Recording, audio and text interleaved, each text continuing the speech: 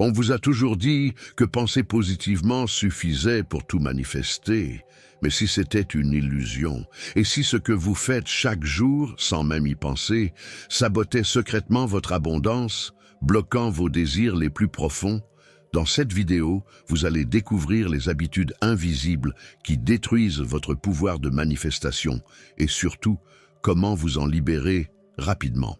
Il marche souvent dans le brouillard, ce voyageur de l'âme, les yeux fixés sur un hier qu'il ne peut réparer ou un demain qu'il ne peut contrôler. Et dans cette quête égarée, il oublie le sanctuaire le plus puissant, le moment présent. C'est pourtant là que réside la clé de la manifestation, le portail direct vers l'abondance authentique. Chaque fois qu'il se laisse emporter par les regrets du passé ou les anxiétés futures, il ferme la porte à l'énergie créatrice, car l'univers ne vibre qu'à une seule fréquence, celle de l'instant. Et cet instant, si pleinement habité, devient le terreau fertile de possibilités infinies, d'épanouissement et d'alignement avec la fréquence de son être véritable. Alors, que faire? Respire. Reviens ici, maintenant. Marche pieds nus sur la terre, médite au lever du soleil, écoute le silence entre deux pensées. Pratique l'ancrage, pas comme un concept, mais comme une offrande quotidienne. Et toi, dis-moi, dans quel instant te perds-tu le plus souvent? Partage ton expérience avec la communauté ci-dessous. Et si le vrai voyage commençait seulement lorsque l'on cesse de courir, nous explorerons ce que signifie réellement s'attacher à la douleur. Prépare-toi. Il y a dans l'ombre de chaque cœur une vieille blessure que l'on caresse sans s'en rendre compte. Une habitude inconsciente de s'accrocher à la douleur, comme si elle était une preuve d'existence, un témoin silencieux de ce que l'on a traversé. Pourtant, tant que l'on reste enlacé à cette souffrance, la manifestation d'une nouvelle réalité reste figée dans le non-être. L'attachement à la douleur devient un refuge toxique, un lieu où l'ego trouve sa voie pour justifier le blâme, nourrir une mentalité de victime, rejeter l'amour et repousser l'abondance. Ce n'est pas la douleur elle-même qui bloque, mais le fait de s'y identifier. Il est temps d'écouter, de pardonner, de libérer. Un rituel de libération pourrait être de brûler une lettre adressée à son propre passé, non pas pour l'oublier, mais pour l'intégrer, ou marcher seul en forêt en murmurant à voix haute ce que l'on est prêt à laisser partir. Alors, je t'invite. Quel poids portes-tu encore en silence? Dépose-le ici, en mots, pour qu'ensemble, nous allions vers la guérison. Et si ce que tu crois te protéger était en fait ce qui t'emprisonne? Nous verrons comment certaines histoires intérieures maintiennent ton pouvoir captif. Vous êtes-vous déjà senti perdu, déconnecté de qui vous êtes vraiment? J'ai créé 3 e-books transformateurs pour vous aider à vous reconnecter à votre véritable essence. Cliquez sur le lien dans le commentaire épinglé et entamez votre transformation dès maintenant. Dans le théâtre intérieur de l'âme, il est tentant d'assigner des rôles, le coupable, le sauveur, le bourreau. Le blâme devient alors une échappatoire élégante, une façon d'éviter de regarder en soi les blocages qui empêchent l'évolution personnelle. Mais l'univers, lui, ne joue pas à ce jeu. Il reflète ce que tu portes, pas ce que tu dénonces. Chaque narratif négatif répété devient une incantation inconsciente. Je n'y arriverai jamais. Ce n'est pas pour moi. Ces mots sculptent ta réalité avec une précision froide. En les répétant, tu renforces l'attachement à la douleur, tu alimentes l'ego, tu coupes le lien avec ton pouvoir de manifestation. Et pourtant, une approche proactive commence là où le silence intérieur remplace la plainte. Commence par noter, chaque soir, une pensée de plainte que tu transformes consciemment en affirmation de pouvoir. Crée un hôtel de transformation avec un miroir. Regarde-toi dans les yeux et récite ta nouvelle vérité. Et toi, quelle phrase te répètes-tu depuis trop longtemps? Ose la transformer ici, avec nous. Et si le plus grand obstacle n'était pas le monde extérieur, mais la quête d'un bonheur fabriqué, une révélation sur ce qui nous attache à l'illusion de la réussite.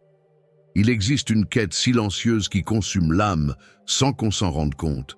celle de l'avoir au lieu de l'être. L'obsession matérielle, alimentée par des désirs qui ne sont pas les nôtres, détourne l'esprit de l'abondance authentique. On croit qu'un objet, une somme, un statut viendra combler ce vide. Mais ce vide est spirituel, et il ne se remplit pas d'or. Le paradoxe ? Plus on court vers cette abondance extérieure, plus on se coupe de la connexion intérieure, cette source inépuisable d'épanouissement et de manifestation. Le flux se tarit, non parce que l'univers nous punit, mais parce que nous vibrons en dissonance avec notre essence. On finit par vivre au rythme d'un ego affamé, et non d'une âme alignée. Et si tu te donnais un jour entier sans consommer, sans chercher à posséder, ni même à désirer, médite avec une pierre dans la main, marche sans musique, écris sur ce que tu es, sans te définir par ce que tu as, puis partage ici. Quelle est la chose que tu pensais nécessaire, mais qui ne t'a jamais vraiment nourri? Dis-le nous, libère-toi par la parole.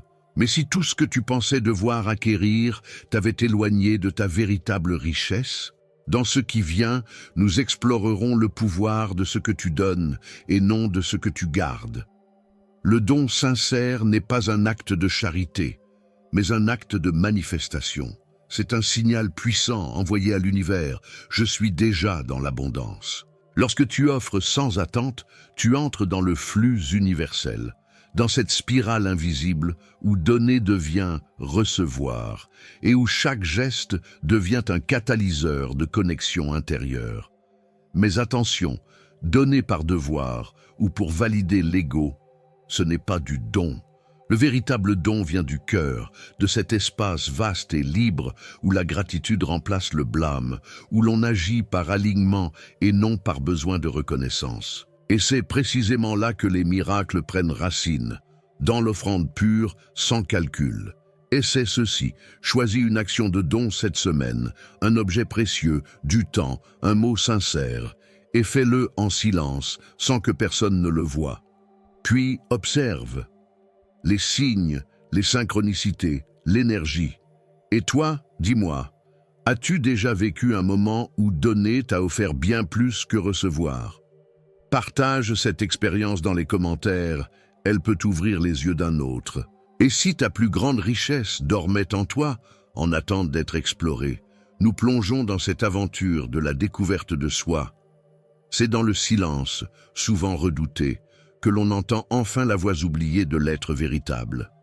La découverte de soi n'est pas une quête extérieure, mais une descente lente et sacrée vers les profondeurs de l'âme, là où réside la connexion intérieure. C'est dans cette intimité retrouvée que l'épanouissement devient possible, car on cesse de chercher ce que l'on est déjà. Dans cet espace intérieur, tout s'apaise.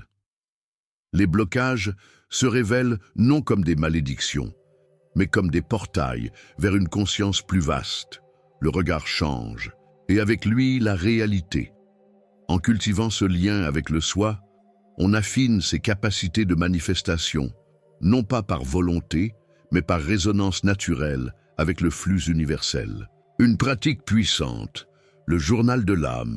Chaque matin, écris sans filtre ce que tu ressens, ce que tu observes en toi. Ne cherche pas à bien faire, laisse simplement ton essence te parler. Et toi, qu'as-tu découvert en toi que tu ne soupçonnais pas? Raconte-nous ce moment de vérité. Inspire un autre à plonger dans ses propres eaux intérieures. Et si l'univers n'était qu'un reflet de ton propre centre, nous explorerons comment s'harmoniser avec les battements subtils de l'invisible. Il arrive un moment, silencieux mais sacré, où l'âme cesse de résister et choisit enfin de s'aligner. Être en harmonie avec l'univers, ce n'est pas tout contrôler, mais se synchroniser avec une intelligence plus vaste, celle qui tisse la réalité à partir de fréquences subtiles. C'est reconnaître que la vie n'est pas contre nous, mais qu'elle attend patiemment que nous nous accordions à sa vibration naturelle. Dans cet état de connexion intérieure, les blocages s'évanouissent, non parce qu'on les force à partir, mais parce qu'on ne les alimente plus. La mentalité de victime, les narratifs négatifs et l'obsession matérielle se transforment en poussière d'étoiles lorsque nous décidons de vibrer en résonance avec la possibilité infinie du moment. C'est alors que l'abondance authentique coule avec simplicité, comme une rivière qui retrouve son lit naturel. L'invitation est simple. Cultive chaque jour un moment de silence où tu te rappelles que tu fais partie du tout. Respire avec la terre, médite sous la lune, écoute le vent comme s'il portait un message. L'univers devient un partenaire, non un obstacle. Lorsque tu vis en alignement, les miracles cessent d'être des surprises et deviennent des compagnons familiers.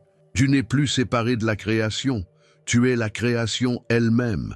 Et maintenant que tu connais ces habitudes qui sabotent la loi de l'attraction, la vraie question est: que vas-tu changer dès aujourd'hui? Dis-le-moi en commentaire. Quelle habitude te parlait le plus? Et comment comptes-tu la transformer? Prends ce savoir et applique-le, même dans les plus petits gestes. Et surtout, abonne-toi et active la cloche, car le prochain contenu va te révéler une vérité que l'on t'a toujours cachée sur les lois universelles. Tu crois avoir compris comment attirer une réalité, mais es-tu prêt à découvrir que ton esprit ne fait pas que l'attirer? Il la crée. Dans la prochaine vidéo, on entre dans l'invisible, là où chaque pensée redessine l'univers.